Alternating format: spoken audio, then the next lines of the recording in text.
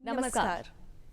बिहार बिहान के सभी दर्शकों का स्मिता गुप्ता की ओर से एक प्यारी सी मॉर्निंग के साथ करते हैं स्वागत। दोस्तों, मौसम ने रुख बदल लिया है।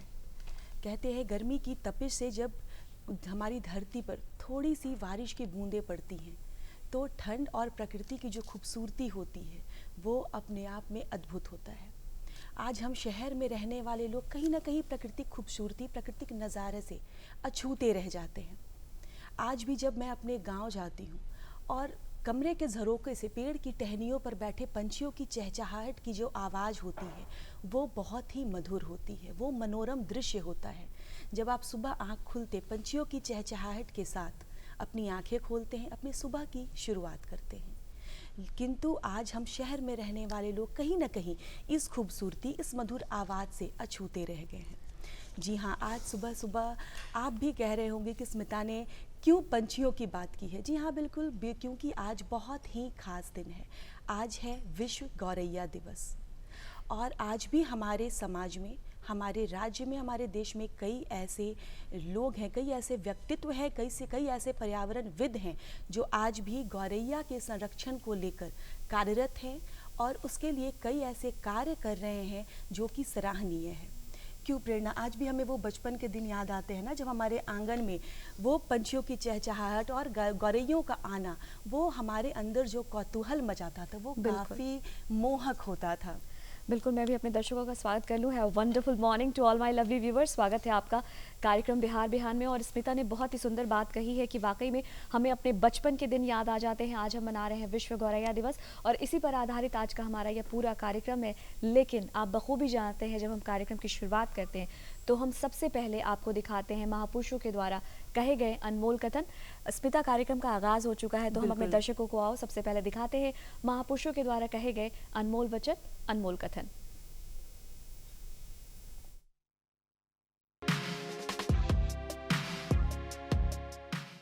डॉक्टर एपीजे अब्दुल कलाम ने कहा था, मैं इस बात को स्वीकार करने के लिए तैयार था कि मैं कुछ चीजें नहीं बदल सकता। और इस वक्त हमारे स्टूडियो में एक नहीं बल्कि दो बेहद ही खास मेहमान मौजूद हैं जिनसे बातचीत करेंगे गौरैया दिवस को लेकर और जानेंगे किस प्रकार हम गौरैया का संरक्षण कर सकते हैं, उनके अस्तित्व को बचा सकते हैं। तो आइए स्वागत करते हैं हमारे पहले बेहद ही खास मेहमान श्री संजय कुमार जी का, जो कि सहायक निदेशक पीबीआई में रह चुके हैं और साथ ही साथ गौरैया संरक्षण को लेकर काफ़ी कार्य कर रहे हैं। विगत कई वर्षों से गौरैया संरक्षण को लेकर कई कार्य कर चुके हैं और अपने आसपास एक माहौल बना रखा है ताकि वो उन गौरैया को बचा सके। जी बिल्कुल स्मिता, हमारे साथ संजय जी हैं, स्पैरो मैन, आप पीआईबी में हैं। आपका एक बार हम स्वागत करना चाहेंगे और आपको स्पैरो मैन के नाम से भी सब जानते हैं। और हमारे साथ जो आज के दूसरे खास मेहमान हैं वो हैं निशांत रंजन, जो आप पर्यावरणविद हैं और साथ ही साथ पर्यावरण गौरैया संरक्षण में भी आप बढ़ चढ़कर हिस्सा ले रहे हैं और आप आगे बढ़ रहे हैं। आप दोनों ही खास मेहमान का हमारे आज के इस खास दिन पर बहुत बहुत स्वागत करते हैं। सर्वप्रथम मैं ये कहना चाहूँ कि आपके बैजेस बहुत खूबसूरत लग रहे हैं। आपने जो ये गौरैया यहाँ लगा रखा है अपने दिल के पास, तो ये बिल्कुल दर्शाता है कि गौरैया आपके लिए कितना मायने रखती है। जब भी अगर हम गौरैया की बात कर रहे हैं, आज हम विश्व गौरैया दिवस मना रहे हैं। एक वक्त था जब बहुत आसानी से हमारे छत, आंगन, घर, मुंडेरों पर गौरैया चहकते फूटते फुदकते हमें नज़र आ जाती थी। लेकिन आज ये चीज़ें, ये दृश्य कम होती जा रही हैं। और संजय जी, प्रकृति का अपना एक नियम है और उसका एक चक्र है। अगर एक भी चीज़ इधर से उधर हुई, पूरा का पूरा संतुलन बिगड़ जाता है। बिल्कुल वैसे ही हर जीव, हर जंतु, हर प्राणी के साथ है, गौरैया के साथ भी वैसा ही हो रहा है। आज ये स्थिति आ गई कि हमें गौरैया के संरक्षण के लिए इस तरह के आयोजन, इस तरह के कार्यक्रमों की आवश्यकता पड़ रही है। क्या कहना चाहेंगे इस बारे में? देखिए, बिल्कुल आपने सही कहा कि जो नेचर, जो प्रकृति है, वो तो अपना चक्र चलाती है। जैसे अगर हम बात करें तो 1950 से 70 के बीच में गौरैया की संख्या बहुत बढ़ गई थी, मतलब हिंदुस्तान की, वर्ल्ड की बात करें तो। और उस समय मोबाइल टावर नहीं था। एक दोस्त लगता है कि मोबाइल टावर से गौरैया क्या नुकसान होता है। फिर 1970 से 90 तक में गौरैया की संख्या जो है वो घट गई, अचानक उसमें गिरावट आ गई। तो गिरावट आने के पीछे कई कारण होते हैं। जैसे विलुप्ति के पीछे जो मेन गौरैया के विलुप्त होने के कारणों में अगर हम देखें तो सबसे बड़ा कारण जो गांव में घर आंगन में चहचहाती थी, तो उसके लिए आपको कीटनाशक का भयानक इस्तेमाल हुआ पैदावार को बढ़ाने के लिए, किसानों ने किया। तो एक तो बड़ा कारण था। दूसरा कंक्रीट का जंगल ने उसके आवास को छीन लिया। फिर धीरे धीरे कल कारखाने बने, जमीनें सिकुड़ती चली गई, अपार्टमेंट कल्चर आ गया, गांव शहर में तब्दील होता चला गया। तो वह भी एक पलायन किया गौरैया को। प्रदूषण बढ़ा, उसकी वजह से गौरैया विलुप्त हुई। उसके बाद अगर आप और जाएं आगे तो एक शिकार भी है इसका कारण। शिकार का मतलब है कि जैसे हमलावर इकोसिस्टम है, इकोसिस्टम में गौरैया को बाज हो या सांप हो या बिल्ली हो या कौवा उसके बच्चे को या उसको मार के खाएगा, वो स्वाभाविक है। लेकिन इसके बावजूद जो है इंसान भी इसमें आगे आ गया। इंसानों ने इसको पकड़ना शुरू कर दिया। आप वीडियोस देखेंगे तो जाल लगाकर खेतों में जब उड़ती है, सैकड़ों झुंड में चलती है, सैकड़ों की तादाद में उसको पकड़ लेते हैं। जैसे जाल को उठाते हैं और पकड़ लेते हैं, फिर उससे रंग वंग करो बेच के बगेरी के नाम पर या मांस को बेच के खा जाते हैं। अभी एक फेसबुक पे एक वीडियो आया था, वीडियो का पोस्ट किया था एक आदमी ने बगहा में। उसने गौरैया उसके घर आंगन में चहचहा रही थी और उसकी परेशान हो गया था कि गौरैया आतंकी बताया उसने। हो सकता वो मेंटल केस हो या मानसिक रूप से बीमार हो व्यक्ति, लेकिन उसने गौरैया को पकड़ा, चाकू से गर्दन काटा, उसके अंग अंग को अलग फेंक दिया और फोटो को सोशल मीडिया पर डाला। वो पता नहीं क्या दिखाना चाहता था कि गौरैया को जहाँ बचाने की बात हो रही है वहाँ इंसान भी उसके दुश्मन बनते क्यों जा रहे हैं। तो ये चीज़ों को देखना होगा। और फिर अगर हम देखें तो इन तमाम चीज़ों ने गौरैया को विलुप्ति की ओर ले गई। लेकिन शोध लगातार चल रहा है। जैसे 2020 में आपको अंतर्राष्ट्रीय सम्मेलन हुआ था गुजरात में, गांधीनगर में। तो कई वैज्ञानिक आए थे, उन्होंने कहा था नहीं गौरैया भी स्टेबल है, मतलब स्थिर है उसकी संख्या। 80 से 60% वर्ल्ड में खत्म हो गई थी। चाइना की अगर बात करें तो चाइना में चुन चुन के मारा गया था 1958 में, तो वहाँ से चाइना से गायब हो गई।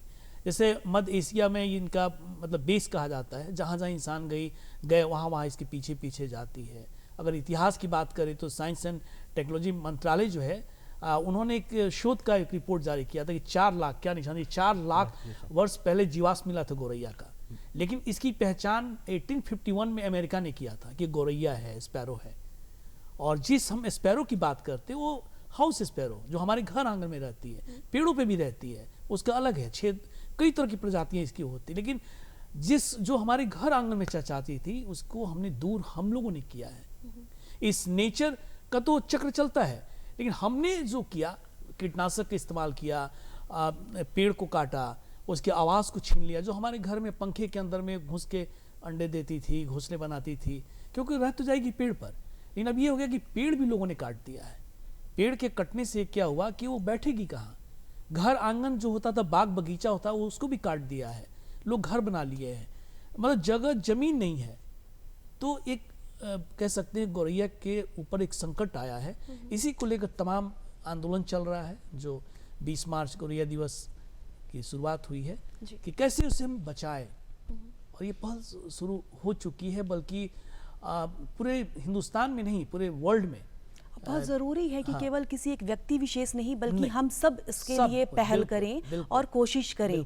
बिल्कुल निशान जी कहते हैं जब हम स्कूल और कॉलेज में होते हैं, हमारी जो युवा अवस्था होती है वो हम कॉलेज, अपने करियर का चुनाव, दोस्त, मौज मस्ती, पार्टीज़ में अपने आप को व्यस्त रखते हैं।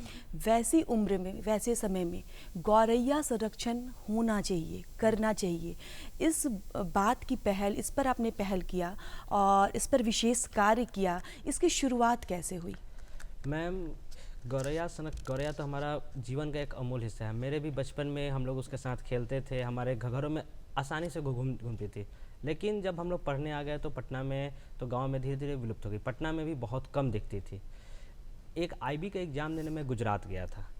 जब गुजरात में मैं जब एग्ज़ाम सेंटर पर पहुंचा तो वहाँ देखा कि सुबह में, चूँकि वहाँ पर लेट से सुबह होता है, तो लोग जो हैं लोग अपने साथ कुछ खाने के लिए लेकर आते थे और पक्षियों को खाना खिला रहे थे।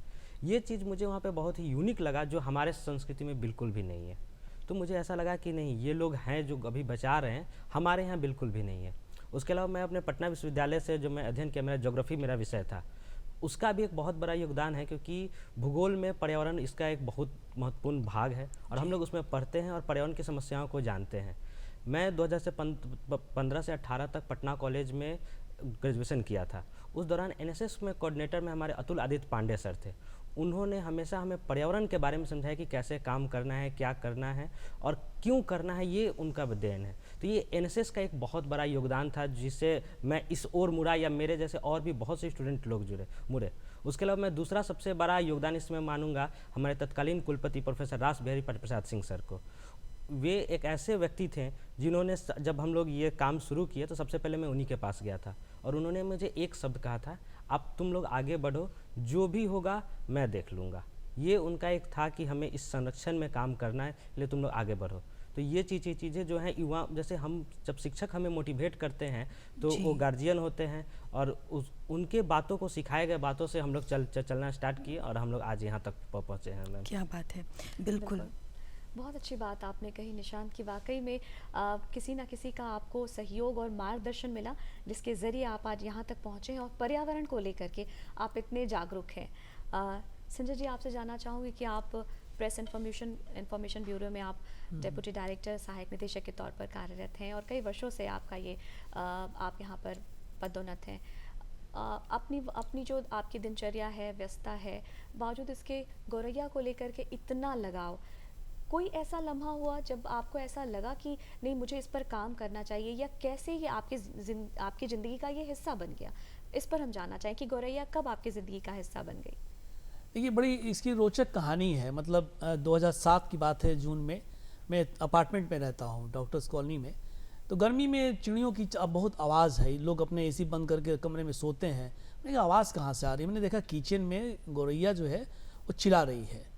तो पहले इस पर ध्यान नहीं जाता था क्योंकि हम लोग तो देखते रहते थे। फिर देखा वो पानी के लिए तड़प रही है। हमने नल खोला, पानी पी, वो चली गई।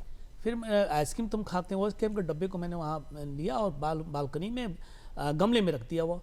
फिर मैंने देखा कि वो उस पर आने लगे वो पानी पीने के लिए, लेकिन कौवा आता था उसको गिरा देता था। फिर मैंने मिट्टी को डाला, फिर मैंने अनाज डाला, उनको चावल देना खुद ही जो होता है उसको रेलिंग पर डालना शुरू कर दिया। धीरे धीरे इसके प्रति फ़ोटो खींचने लगे। में फेसबुक पर मैंने डालना शुरू किया। लेकिन जब मेरे संपर्क जो है डॉक्टर समीर सिन्हा है, wild life trust of India के चीफ कंजर्वेटर हैं, उनसे मेरा संपर्क हुआ और मैंने पढ़ना शुरू किया। जब फेसबुक पर डालना शुरू किया, लोगों ने कहा ये मुझे यहाँ नहीं दिखती है, आप यहाँ कैसे दिख रही है? पटना में ही कई लोग कहते अरे मेरे आपके यहाँ दिखती है, मेरे तो नहीं दिखती है। मैंने कहा भैया मेरे पास बहुत है। और जब एक दो के बाद धीरे धीरे वहाँ तादाद बढ़ कितनी गई कि वो सुबह 5 बजे अगर आप उसको नहीं देंगे तो चिल्लाने लगती थी। उसकी आवाज़ से आप जग जाएंगे, मैं पकड़ लेता हूँ वो आ गई है। तो वो सिलसिला जो चला, तो वो धीरे धीरे मैंने उसके लिए फीडर बॉक्स लाया, उसके लिए ये घर भी लगाना शुरू किया। पहले लकड़ी के घर बनाया, फिर अपने से बनाता था। बल्कि मैं दूरदर्शन डीडी न्यूज़ में यहाँ पर था न्यूज़ में, तो मैं यहाँ से भी एक बॉक्स बनाकर चिड़ी ले गया और लगाया था। जिस दिन लगाया उस दिन गौरैया आ गई उसमें और जोड़े के साथ रही भी, उसके बच्चे भी हुए, फिर उड़ गई। तो ये सिलसिला जो चला वो अभी तक चलता जा रहा है और इसको मैंने अपने ज़िंदगी का हिस्सा मान लिया इसलिए कि जीते तो हम लोग अपने लिए हैं। लेकिन ये आपको बहुत खुशी देती है। मैंने बहुत इस पर रिसर्च किया, इसकी एक बारीकी को देखा। मैंने 2 किताबें लिखी। जैसे वो कहती अभी मैं जिंदा हूँ, गौरैया मेरी किताब है, अभी मैं जिंदा, मुझे बचा लो। और सही बात है। आप देखेंगे कि पटना में मान लीजिए कंकड़बाग एरिया में है या पुराने एरिया में है, लेकिन बोरिंग रोड इलाके में नहीं है। फिर मैंने इसे आंदोलन बनाया और लोगों से एक अपील शुरू की कि दाना पानी रखें अपने घर पर, बॉक्स लगाएं और थोड़ा सा प्यार दें, पेड़ भी लगाएं। जैसे निशांत जी लोग भी हमसे जुड़े, मेरे सोशल मीडिया से ही संपर्क से आके मुझसे जुड़े और आज हम लोग दोनों मिल के काम करते हैं। हमारी गौरैया और पर्यावरण एनवायरमेंटल बैरियर जो टीम है, तो बोरिंग रोड में हमारे डायरेक्टर हैं पीआईबी के, उनकी मैडम बोली क्या आप लोग बात करते रहते हैं गौरैया गौरैया गौरैया, अरे वो नहीं दिखती है, कंक्रीट का पूरा जंगल है। तो सर ने कहा अरे दाना पानी रखो, रेलिंग पर डालो वालो। तो उन्होंने डालना शुरू किया। मैं बताऊं कि डालते ही कौवा, मैना, तोता, गौरैया भी आई, तोता भी आया, मतलब कई तरह की चिड़ियाँ आई। अब उनकी दिनचर्या में ये हिस्सा हो गया है कि जिस दिन गौरैया की आवाज़ नहीं सुनती हैं वो बहुत बेचैन होती हैं। बताओ युवा, आप बहुत सुंदर प्रयास कर रहे हैं पर्यावरण संरक्षण का। इसके लिए आपकी बहुत बार सराहना भी की गई है, आपको इसके लिए सम्मानित भी किया गया है। जानना चाहूँगी कि इस मुहिम में आप जुड़ तो गए, लेकिन आप अपने किन प्रयासों से इस मुहिम को आगे बढ़ा रहे हैं और इसमें गति ला रहे हैं? मैम, इस गौरैया संरक्षण केवल एक मुहिम नहीं है मैम, ये हमारे एक जीवन का आज हिस्सा बन चुका है। आज जब हम लोग किए थे तो कई लोग इसका विरोध भी करते थे या बहुत लोगों से हमें डर के भी रहना पड़ता था, लेकिन आज स्थिति बिल्कुल इसके उलट हो चुकी है। आज जो लोग हमारा विरोध करते थे, आज वो हम लोग के साथ काम कर रहे हैं। हम लोगों ने इसके लिए युवाओं की एक टीम बनाई मैम। लोगों ने इसका विरोध भी किया है? यस मैम, बिल्कुल मैम। और मेरे साथ ही नहीं, कई जगह पे कई एग्जाम्पल आपको मिल जाएंगे जहाँ पे लोगों ने इसका विरोध भी किया है। सर भी आपको कई सारे, संजय सर दे देंगे, नरेश अग्रवाल सर का भी बहुत विरोध हुआ था उनके क्वार्टर के पास, क्योंकि गौरैया के साथ एक सबसे बड़ी दिक्कत है कि जहाँ पे आती है वहाँ पे गंदगी बहुत करती है, कभी बीट कर देगी या कुछ भी इस टाइप से। इससे लोग बहुत ज़्यादा विरोध करते हैं। कभी घर वाले भी कभी कभी विरोध करते हैं, जिन बच्चों के यहाँ हुआ कि आके कपड़े गंदे कर देते हैं, तुम लोग क्या कर रहे हो। तो इस टाइप से भी हमें सामना करना पड़ा, लेकिन हम लोगों ने युवाओं को इसके लिए मोटिवेट किया और युवाओं के नेतृत्व में आज हमारी टीम जो है केवल पटना नहीं, बिहार के 38 जिले में काम करी। इसके लिए हमारे जो मैनेजिंग डायरेक्टर जिसे हम लोगों ने एक टीम के तहत बनाया है, सानू कुमार राज हैं, उनका बहुत बड़ा योगदान है। आज हमारी टीम किशनगंज से लेकर कैमूर तक और चंपारण से लेकर जमुई तक काम कर रही है। और गौरैया दिवस केवल आज हम यहाँ नहीं, किशनगंज में भी मना रहे हैं, औरंगाबाद में भी मना रहे हैं। इसके लिए बहुत इम्पोर्टेंट है। युवाओं को कहा जाता है कि देश के भविष्य बनाएंगे या जो भी, तो हमारा जिम्मेदारी है, पर्यावरण के प्रति भी एक जिम्मेदारी है और जो हमें इसके साथ लेकर चलने की आवश्यकता है और हम लोग उसमें आज काम कर रहे हैं। बिल्कुल बिल्कुल निशांत, आपने युवा होते हुए और कई विरोध का सामना करते हुए इस कार्य को कर रहे हैं, इस कार्य में आगे बढ़ रहे हैं। आपको भविष्य के लिए बहुत सारी शुभकामनाएं। साथ ही साथ संजय जी, जैसा कि हम जानते हैं आपको स्पैरो मैन के रूप में लोग जानते हैं और आप गौरैया को लेकर कई कार्य कर रहे हैं, उनके संरक्षण को लेकर कई कार्य कर रहे हैं। आपने बताया कि आप और निशांत जी मिलकर भी कई पहल ऐसे कर रहे हैं, कई कार्य कर रहे हैं। आपकी उम्र और आपके अनुभव और युवाओं की एनर्जी, एक उनकी जो सकारात्मक ऊर्जा होती है, जब साथ मिलते हैं तो एक बेहतरीन डुओ तैयार होता है। आप जब कार्य करते हैं और नए युवाओं को जब इसमें शामिल करते हैं तो किस प्रकार से आप उन्हें मोटिवेट करते हैं, किस कार्य को लेकर आगे बढ़ना है? देखिए, सबसे बड़ी बात है कि मुझे थोड़ा इस सब से परहेज होता है कि स्पैरोमैन बिहार बोलते हैं, स्पैरोमैन ऑफिसर बोलते हैं, कई स्टोरियाँ चलती हैं, लेकिन मेरा मानना है कि हर आदमी स्पैरोमैन है और हर महिला स्पैरो वुमेन है या बच्चा भी तो स्पैरो बच्चा है। इसलिए कि जैसे आपने कहा कि युवा हमारे साथ, अब बिलीव नहीं करेंगे, हमारे साथी हैं पीआईबी में पवन जी, अब सीबीसी में चले गए। उनकी दादी 80 साल से ऊपर होंगी, वो हर साल हमारे लिए वो धान की बाली देती हैं। धान की बाली गौरैया को बहुत पसंद है, तो वो धान की बाली में लाकर गूंथती हैं, जूड़े की तरह गूंथती हैं और हमें, खासकर हमें, मेरे पास पहुंचाती हैं। तो सबसे बड़ा स्पैरोमैन वो है। बिल्कुल। अगर हम युवाओं हो या कोई भी व्यक्ति हो, उसको एक ही चीज़ के लिए मोटिवेट करते हैं कि आप अपनी दिनचर्या में एक आदत डाल लें। जैसे आप रोज़ खाते हैं, ब्रश करते हैं, टहलते हैं, घूमते हैं, एक्सरसाइज करते हैं। अभी जगह सेहत को लेकर बहुत लोग कॉन्शियस हैं। मॉर्निंग वॉक आपने भी शुरुआत की होगी, तो मॉर्निंग वॉक में दौड़ते हैं, कूदते हैं, एक्सरसाइज करते हैं, जिम जाते हैं। आप गौरैया के लिए या एक कप में पानी रख दें और प्याले में जो है अनाज रख दें या रेलिंग पर दाना डाल दें और एक छोटा सा बॉक्स लगा दें। ज़रूरत नहीं है कि बड़े बड़े ऑनलाइन से महंगे बॉक्स को खरीदें। आप अपने गत्ते का बॉक्स से, जूते का बॉक्स को भी 32 mm या 33 mm का छेद होल बनाकर आप उसको वहाँ से टांग सकते हैं उसके परिवेश के लिए। अगर आपके पास जगह नहीं है, अगर ज़मीन नहीं है, तो आप अपनी बालकनी पर, अपनी छत पर बड़े गमले में आप नीम का पेड़ लगाएं, नींबू का पेड़ लगाएं और अनार के पेड़ लगाएं। जैसे नरेश अग्रवाल की जिक्र उन्होंने किया, उन्होंने अपने पूरा वो छत पर बगीचा बना दिया है। मैंने बनाया है, मेरा छोटा सा बालकनी है, तो उसमें आकर गौरैया रहेगी। तो ये तमाम चीज़ों को लेकर मैं मोटिवेट करता हूँ, लोगों को बताता हूँ। दूसरा, मैं लगातार लिखता हूँ। जैसे आज भी मैंने कई आर्टिकल लिखा है, गौरैया संरक्षण क्यों, मैंने बताया है कि इसकी क्या ज़रूरत है, संरक्षण की क्या ज़रूरत है। तो उसमें बच्चा हो, बड़ा हो, कोई भी, हर व्यक्ति इससे जुड़ चुका है। और चूँकि एक कम्युनिकेशन का माध्यम है, चूँकि मैं ऑफिस छोड़ता नहीं हुआ, जैसे आज मैंने छुट्टी ले रखा है, तो ऑफिस के काम को देखते हुए भी मैं सोशल मीडिया के जरिए लोगों से जुड़ने की कोशिश करता हूँ, लेखों से जुड़ने की कोशिश करता हूँ। एक बड़ा कारण है ये माध्यम है एग्जीबिशन का। जैसे फोटो एग्जीबिशन लगाते हैं, इन लोग का पर्यावरण योद्धाओं का जो घोंसलों का डिफरेंट घोंसला है उसका एग्जीबिशन होता है। हम लोग कंबाइंड एग्जीबिशन लगाते हैं। आज जैसे पटना जू में एग्जीबिशन इसका लगा हुआ है, तो वो भी एक मोटिवेशन का जरिया बनता है। और लोग सवाल करते हैं, जवाब हम देते हैं, उन्हें बताते हैं। हमने एक ऐप भी बनाया था, एक सेव स्पैरो करके एक ऐप बनाया था। ऐप में डाला कैसे गौरैया को हम कि घर वापसी करेंगे, और उसके बाद जो भी चीज़ है डायरेक्ट बात कर सकते हैं। कभी भी हमसे मिलना चाहते हैं तो मैं उनको बताता हूँ। और ये धीरे धीरे कड़ी जो जुड़ी है वो इसमें सब लोग के, सब वर्ग का लोग है, युवा भी है, बच्चा भी। मेरे घर के ठीक सामने अपने पापा से जिद करके उसने एक दाना घर अमेजन से मंगवाया कि मैं इसमें गौरैया के लिए टांगूंगा। एक छोटी बच्ची है, उसने 4 बॉक्स मेरे से ले गई। तो कहने का मतलब है कि वो लोग नहीं, हम भी मुझे दोस्त बोलती है, समीक्षा नाम है उसका, वो बोलती मेरे अंकल मेरे दोस्त हैं। मुझसे 4 बॉक्स ले गए, उसने अपने लगाया वहाँ, क्योंकि वहाँ गौरैया आ रही थी उसके यहाँ। ये मैं घुड़दौल रोड की बात कर रहा हूँ। तो कहने का मतलब है कि ये सब लोग जुड़ रहे हैं और ये मोटिवेशन जो है। और मैं जो भी है, जैसे आप हैं, तो मैं भी आपको कहता हूँ कि अगर आपके पास गौरैया आपको दिखती है तो आप उसके लिए दाना पानी रखिए, उसकी तस्वीर खींचिए और सोशल मीडिया पर पोस्ट कीजिए, लोगों को बताइए, जोड़िए।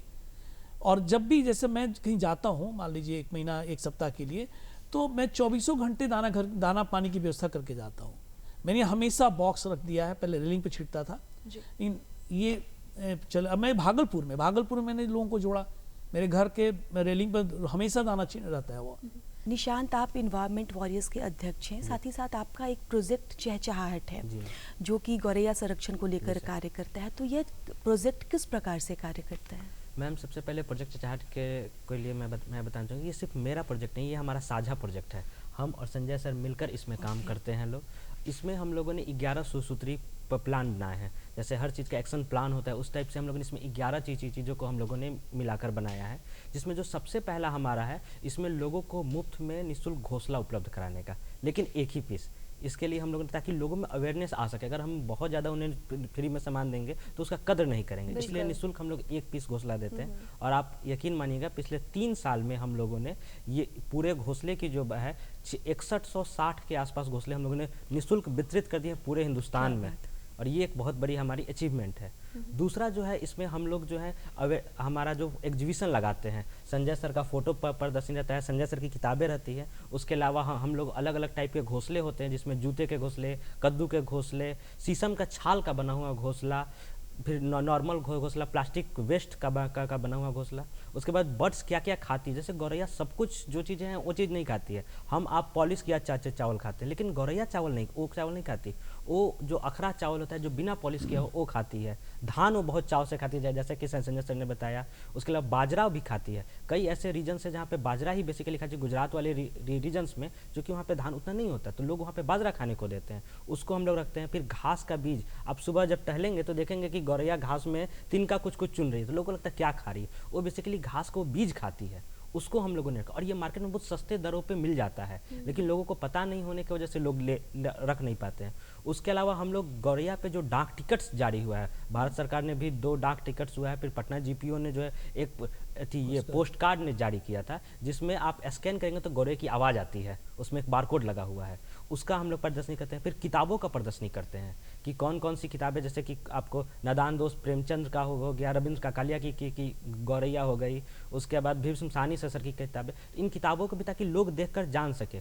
गौरैया संरक्षण में एक बहुत इंपॉर्टेंट चीज़ होता है पौधे, क्योंकि मान लीजिए गौरैया हमेशा घोंसले में नहीं रहती है, वो केवल जब उसको अंडे देने रहते हैं उसी समय घोंसले में रहती है, बाकी समय वो पौधे पर रहती है। तो उनके लिए कौन कौन से उपयोगी पौधे हैं, जैसे अनार का पौधा हो गया, जो कांटेदार होते हैं, झुरमुट छोटे झुरमुट पौधे, जैसे जिस पे वो आसानी से छिप सके, बड़े पक्षी या कौआ या मैना या फिर जो बाज होते हैं, सिकरा जो होते हैं, उनसे बचने के लिए जिसका उपयोग करती है, उन पौधों का हम लोग एग्जीबिशंस लगाते हैं। जो हमारा तीसरा जो मुहिम है, उसमें हम लोग स्कूल्स में जाकर बच्चों को पेंटिंग्स करवाते हैं, क्विज में पार्टिसिपेट करते हैं। अभी हम लोग फोटोग्राफी कंपटीशन चला रहे हैं, ताकि लोग फोटो खींच के पूरे आप बिहार से या इंडिया से कहीं से भी आप फोटो खींच के हमें भेजिए। जो फर्स्ट सेकंड थर्ड आएगा उसे संजय सर के द्वारा सम्मानित किया जाएगा। तो उसमें भी लोगों, ताकि लोग उससे जुड़ सके उस मुहिम से। ऐसे इस पूरे प्रोजेक्ट का जो फ्रेमवर्क जो था, वो हमारी टीम के जो उपाध्यक्ष जो है अदिति रॉय, उसने तैयार किया था। ये हम लोग प्रोग्राम 1 जनवरी 2020 से काम कर रहे हैं और ये हमारी साझी प्रोग्राम है। इसके तहत हम लोग एक और काम कर रहे हैं जो सबसे महत्वपूर्ण है, पटना नगर निगम में गौरैया का सर्वेक्षण अभी कर रहे हैं कि पटना के कई ऐसे मोहल्ले हैं जहाँ पे गौरैया विलुप्त हो चुकी है, उन मोहल्लों की पहले जानकारी प्राप्त करना, ताकि हम लोग को काम करने में और आसानी हो सके, ताकि उस पर मतलब क्यों वहाँ उस क्षेत्र में कम है, क्यों कहीं है तो बहुत ज़्यादा है। जैसे कि बोरिंग रोड की बात हो रही थी कि बोरिंग रोड में गौरैया की संख्या बहुत ही कम है, लेकिन अभी थोड़ी बढ़ी है, पहले नहीं थी। संजय सर ने भी अपने स्तर पे बहुत प्रयास किया। उसके अलावा विवेकानंद मार्ग में भी आज आप देखेंगे 10 से 15 गौरैया है। जीडी मिश्रा पथ पे भी लगभग 10 गौरैया आज हो चुकी है, जबकि आज से 4 से 5 साल पहले ये गौरैया नहीं थी।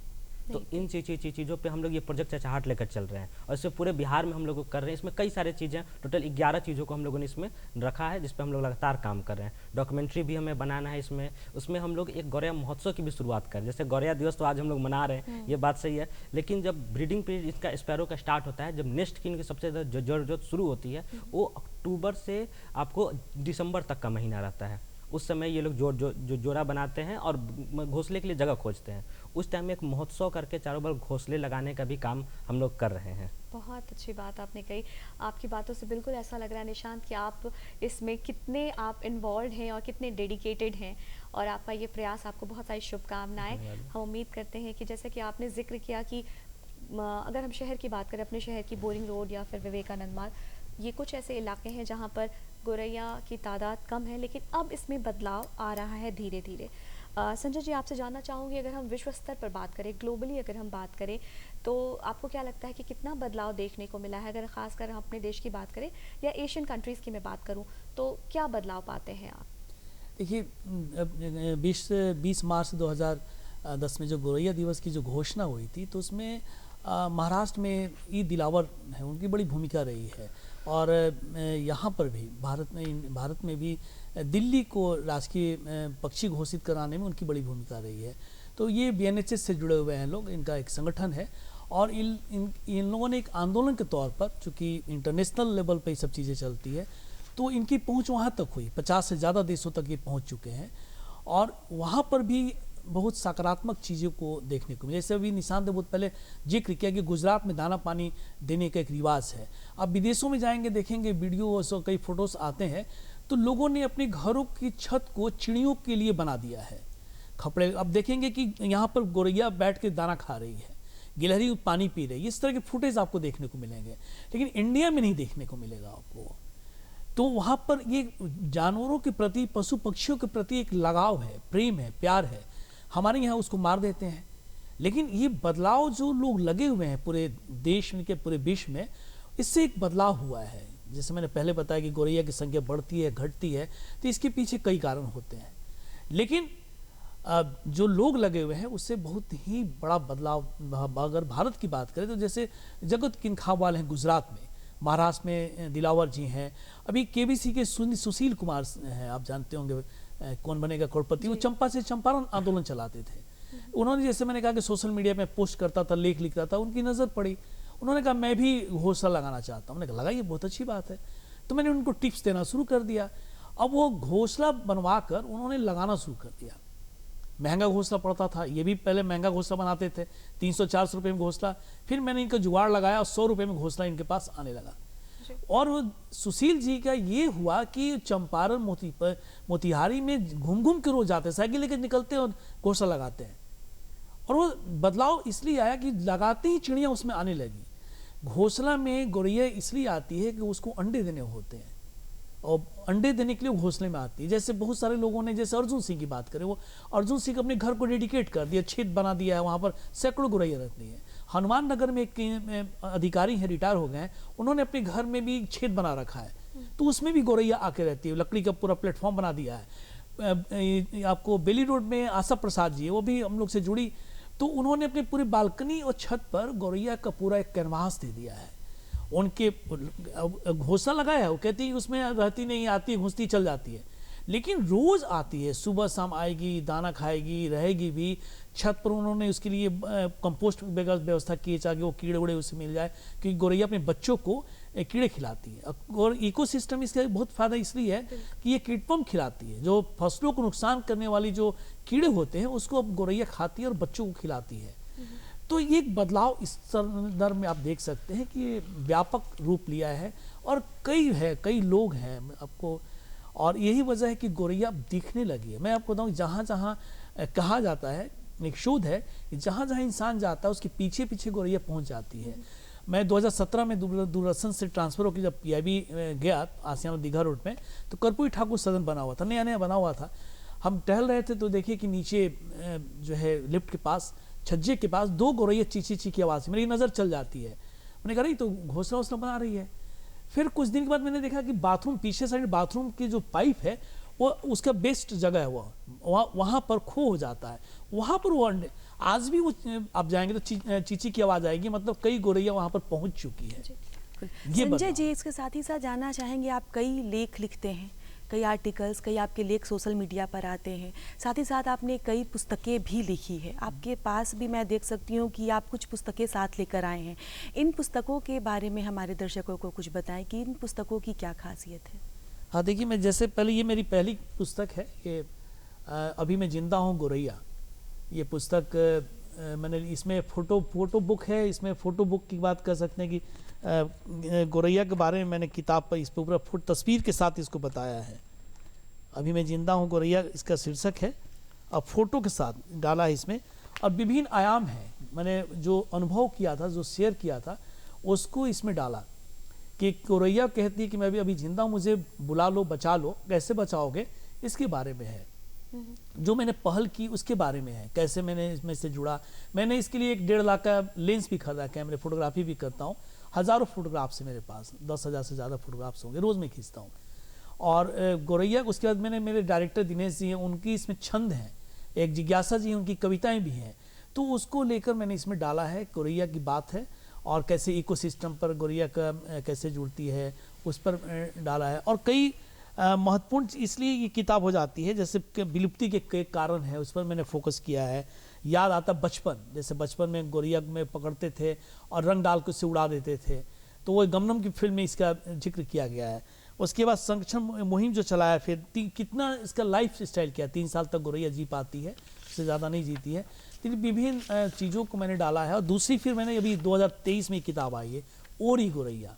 ये किताब जो है गोरैया के विभिन्न आयामों पर है, जैसे फिल्म में गोरैया की भूमिका, साहित्य में गोरैया की भूमिका, और उसके बाद जो है फिल्म के बाद आपको किस तरह से इकोसिस्टम का भी मैंने इसमें जिक्र किया है, कैसे गोरैया का बदलाव आया है। गोरैया कैसे हमारे लिए, मोबाइल टावर्स का, जैसे मोबाइल टावर को बहुत दोषी माना जाता है कि गोरैया का नुकसान में सबसे बड़ा कारण मोबाइल टावर है, जबकि वो, हाँ जी संजय जी, आपने बहुत अच्छी बात की कि मोबाइल टावर से बहुत सारा जो नुकसान हुआ है गोरैया को, ये इस बात से हम सभी अवगत हैं, और हम कोशिश कर रहे हैं अपने अपने माध्यम से कि किस प्रकार से हम गोरैया को बचा पाए। आपने अपनी पुस्तकों का भी जिक्र किया।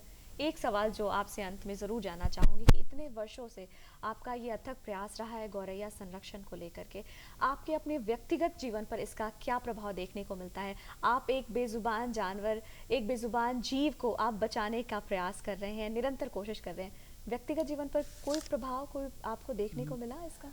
नहीं, देखिए, पहले तो मैं एक बताऊं कि मोबाइल टावर से गोरैया का कोई नुकसान नहीं होता है। इसका एक रिपोर्ट भी आ गई है, स्टेट बर्ड्स वाले ने रिपोर्ट किया है। इसमें ये रिपोर्ट में साफ है कि मोबाइल टावर से गोरैया को फिलहाल इंडिया में इसका नहीं है, विदेश की बात नहीं कर सकते हैं, थोड़ा पहले पड़ता था। और दूसरा कि अगर मोबाइल टावर की फ्रिक्वेंसी बढ़ती है तो आप दूरसंचार के मंत्रालय की वेबसाइट पर जाकर आप शिकायत करें। अब जब बात रही व्यक्तिगत की, तो आप किसी चीज़ से जब जुड़ते हैं तो आपको लगाव हो जाता है, प्यार हो जाता है, मोहब्बत हो जाती है। अगर कोई बेजुबान अगर है, अगर देखेंगे कि इंसान का भी बच्चा अगर गूंगा बहरा होता है, आप उससे बात करते हैं, इशारों से समझते हैं, लेकिन चिड़िया भी वैसी तरह आपसे बात, लेकिन उससे आप बात करेंगे तो आपकी वो बातों को समझती है, आपसे बात करेगी। मैं बात करता हूँ, आपको मैं बताऊँ, छिपकली रोज़ मेरे यहाँ आखिरी रोटी खाने आती है, वाइफ आखिरी रोटी डालती है, वो खा के चली जाती है। उसने, मेरी तो दोस्त तो है नहीं। और व्यक्तिगत जीवन में बदलाव मेरे ही नहीं, बहुत लोगों के व्यक्तिगत जीवन में बदलाव डाला है। मैं बताऊँ, जो है 2019 में मुझे जब कोलोन कैंसर हो गया था, तो जब एम्स में थिएटर में ऑपरेशन कराने जा रहे थे, तो डॉक्टर ने एनेस्थीसिया देने के बाद मुझसे पूछ रहे थे, मैं बताते बताते बेहोश हो गया। और जब ऑपरेशन हो रहा था तो मुझे पता नहीं, सपने में देखा कि सही में देखा कि हथेली पर गोरैया आके दाना चुग रही है। तो ये आज मैं वो भूला नहीं। और ये इसलिए मैं बता रहा हूँ कि जब ये 2.0 फिल्म जिसमें अक्षय कुमार का पक्षी मैन जो है वो बचपन में नीला शरीर होकर पैदा लेते हैं। तो गौरैया एक आती है और उनके शरीर को पंच करती है यहाँ पर और मारती है और वो चीखते हैं और बच्चा जी उठता है। बिल्कुल कह सकते हैं संजय हाँ। जी और प्रेरणा की कहीं ना कहीं गौरैया का असर और उनका साथ हम सभी के व्यक्तित्व पर बिल्कुल। असर डालता है। बिल्कुल। और आप संजय जी और निशान जी, आप दोनों जो सराहनीय कार्य कर रहे हैं एक छोटे से जीव को बचाने का, उसके अस्तित्व को बचाने का, ये काबिले तारीफ है। और बिल्कुल इस मुहिम में अधिक से अधिक लोग शामिल हों और इस कार्य को करें और आगे बढ़ें, इसके लिए आप दोनों को भविष्य के लिए काफ़ी शुभकामनाएं। और गौरैया संरक्षण दिवस की भी हमारे सभी दर्शकों को बहुत बहुत शुभकामनाएं। आप दोनों हमारे स्टूडियो में आए और गौरैया से जुड़ी इतनी सारी बातें हमारे साथ साझा की, इसके लिए धन्यवाद, शुक्रिया। शुक्रिया।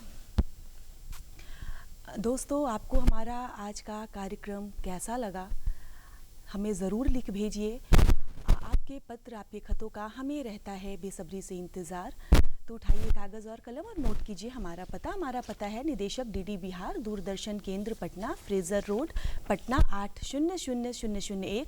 आप हमें ईमेल भी कर सकते हैं और हमारा ईमेल एड्रेस है directorddkpatna@gmail.com।